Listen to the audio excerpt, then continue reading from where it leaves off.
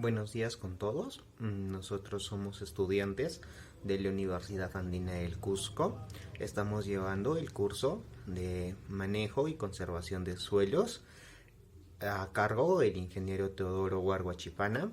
En esta oportunidad les explicaremos acerca sobre los factores de formación del suelo. El siguiente trabajo de investigación sobre los factores de formación del suelo forman parte de los estudios del curso de manejo y conservación del suelo, cuyo enfoque se tienen los 5 factores que son el clima, el relieve, organismos, el tiempo y el humano.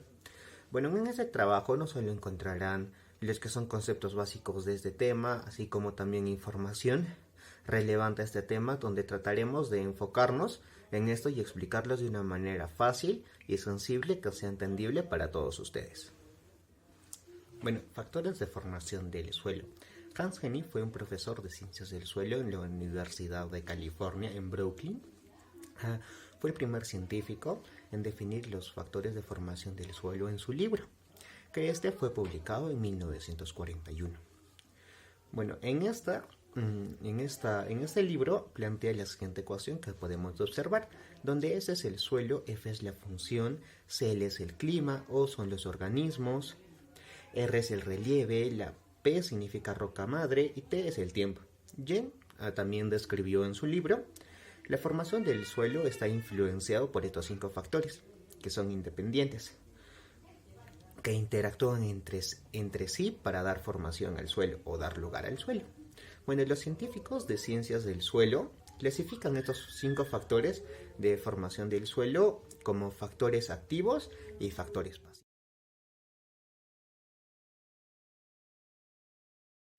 El clima. El clima es posiblemente el factor que más influencia tiene sobre los demás factores formadores, por lo que influyen de manera directa sobre la formación del suelo, pues condiciona la velocidad de meteorización de la roca madre. Influye directamente en la humedad y la temperatura del suelo e indirectamente a través de la vegetación. Tiene una influencia sobre los organismos vivos y en alguna medida sobre los factores de relieve y edad a través de su relación con los procesos erosivos y deposición de materiales del suelo. Los 2 elementos climáticos más importantes que han sido correlacionados con las propiedades de los suelos son la precipitación efectiva y la temperatura, puesto que ambas afectan a la velocidad de los procesos físicos, químicos y biológicos. Estos 2 parámetros del clima afectan a la tasa de meteorización química y el crecimiento de la población de organismos, así como la velocidad de descomposición de la materia orgánica. Precipitación efectiva. La precipitación efectiva es aquella parte de la lluvia que ingresa efectivamente al suelo, lo que permite que el agua llegue a la regolita, que es el conjunto de materiales producto directo de la meteorización. El agua proveniente de la lluvia constituye un requisito fundamental para la meteorización del material orgánico y el desarrollo del suelo. La cantidad del agua que ingresa al suelo y se mueve a través del mismo está determinada no solo por la precipitación anual total, sino también por otros 4 factores. El primer factor es la distribución estacional de la precipitación. Los 600 milímetros de lluvia distribuidos uniformemente a lo largo del año, con aproximadamente 50 milímetros cada mes, es probable que causen menos lixiviación o erosión del suelo que la misma cantidad anual de lluvia que cae en una tasa de 100 milímetros por mes durante una temporada de lluvia de 6 meses. El segundo factor es la temperatura y evaporación. En un clima cálido, la evaporación de los suelos y la vegetación es mucho más alta que en un clima frío. Por lo tanto, en el clima cálido, solo una parte de los 600 milímetros estarán disponibles para moverse a través del perfil. La mayoría o todos se evaporarán poco después de haber caído. Por lo tanto, 600 milímetros de lluvia pueden causar más lixiviación y desarrollo de perfiles en un clima frío que en un clima más cálido. Un razonamiento similar sugeriría que la lluvia concentrada durante un invierno suave puede ser más efectiva en la lixiviación del suelo que la misma cantidad de lluvia concentrada en un verano caluroso. El siguiente punto que tenemos es la topografía. El agua que cae en una pendiente excesiva escurrirá hacia abajo tan rápidamente que solo una pequeña porción que entrará en el suelo donde cae.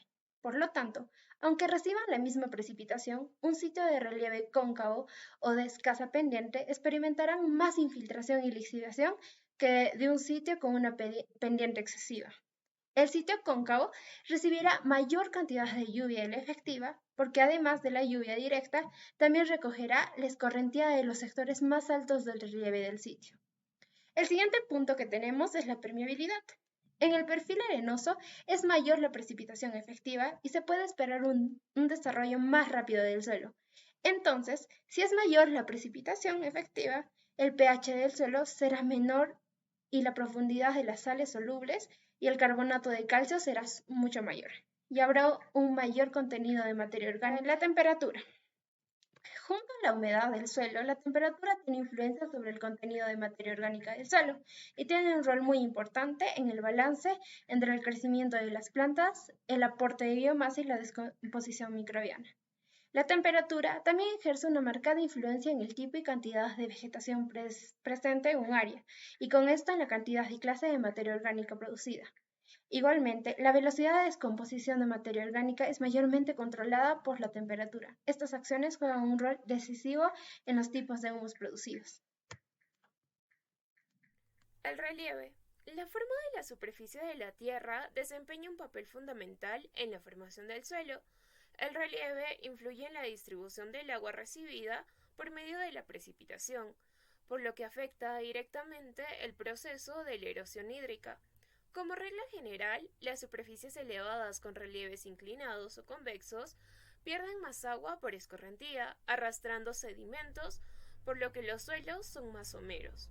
En cambio, las superficies más bajas, que son cóncavos o depresivos, reciben agua extra y sedimentos, por lo que el desarrollo de los suelos es más profundo. El relieve se relaciona también con varias propiedades del suelo, tales como la profundidad y espesor del horizonte A y del suelo, el régimen hídrico del perfil, el color del suelo, el pH, el contenido de sales solubles, la temperatura del suelo, entre otras. La acción del relieve sobre la génesis del suelo puede ejercerse a través de acciones directas o indirectas. En el primer caso, si la longitud o el gradiente de la pendiente son grandes, el escurrimiento superficial también será de gran magnitud, ocurriendo el arrastre y pérdida de la capa superior del suelo, proceso conocido como erosión hídrica. Evidentemente, este sería un efecto directo, que es un retardo en el proceso de evolución del suelo. Otra acción directa del relieve como factor formador del suelo es el escurrimiento superficial. Bueno, este ocurre en los suelos con pendiente y consiste en la migración de elementos coloidales o solubles por acción del agua, llamado lavado oblicuo o lateral, que ocurre en presencia de una capa lenta o nula, permeabilidad que se encuentra por debajo de la superficie del suelo y que da lugar a perfiles diferentes a lo largo de la pendiente. Generalmente de materiales más gruesos en las zonas de pérdida y materiales más finos en las de deposición. Entre otras acciones indirectas del relieve, la posición del suelo en el paisaje juega un papel muy importante, ya que la presencia y el nivel de la capa freática, lo que a su vez condiciona significativamente la génesis del suelo. Como otro formador del suelo tenemos a los organismos. El suelo está conformado por múltiples microorganismos, donde estos son muy importantes por su actividad biológica.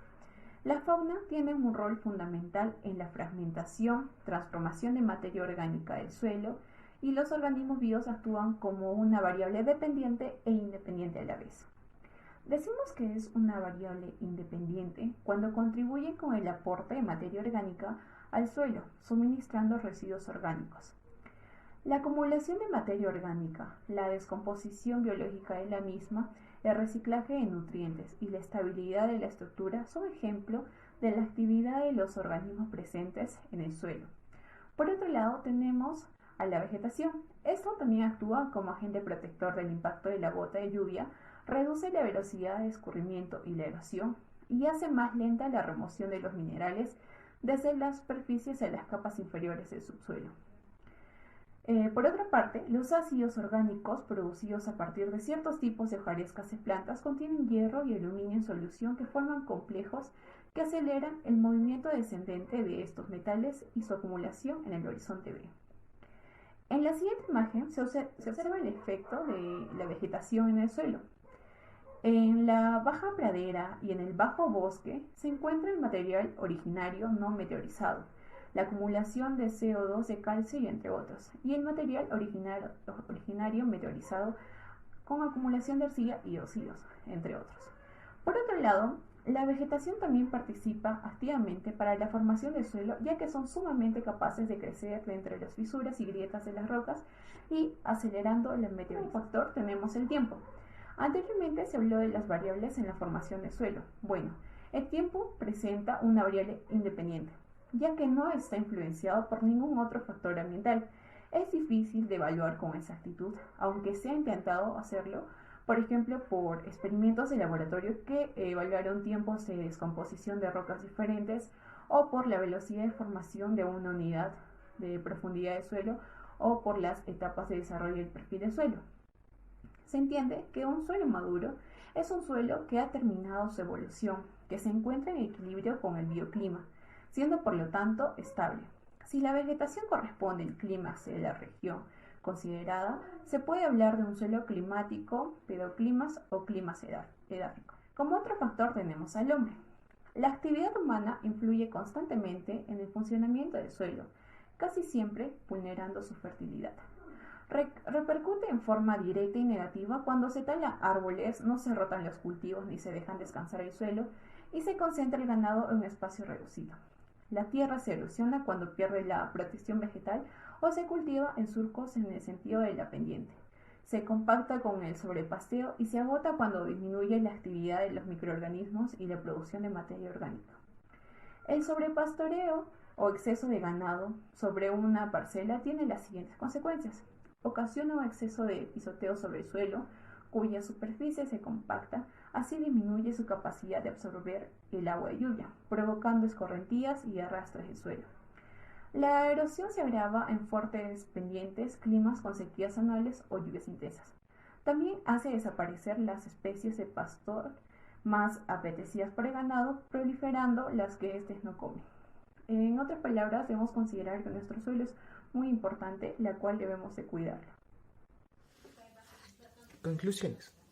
En cuanto a la formación del suelo, podemos deducir que Hans Hennig en su libro, su ecuación, esta es muy importante para la agricultura, así como la interacción de estos 5 factores que gracias a este podemos predecir el comportamiento del suelo. Bueno, el clima es un factor que tiene mayor influencia entre los otros 5 factores, por la razón que esta es de una manera directa, pues las condiciones de velocidad de meteorización de la roca madre afectan la tasa de meteorización química y el crecimiento de las poblaciones de diferentes organismos, así como la velocidad de descomposición de la materia orgánica. Además, ejerce de manera que influencia entre otros tipos y la cantidad de vegetación que se representa en un área, y esta a su vez hace a la cantidad y a la clase de materia orgánica.